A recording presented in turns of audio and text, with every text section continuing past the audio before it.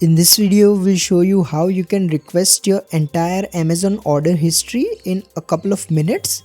So for this, open the Amazon app on your Android, iPhone or PC and then go to this browse tab right here. Now here select this account section. Now in this menu, scroll all the way down and you will see this request your data option under manage your data. Simply tap on it. Now here you will select this your order option. Now select this submit request option. Now simply wait for a couple of minutes and Amazon should send you a confirmation email.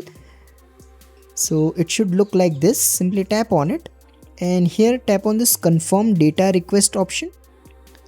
Now sign in to your account if you haven't already and you should see this message that says we have received and are processing your request to access your personal data. Once you have done this, you simply need to wait for Amazon's email. It should look something like this. Here all you have to do is simply click on this download your data option and you'll be able to see your entire Amazon history in an Excel file. If you find this video useful, please don't forget to like and subscribe to Glitch Guru.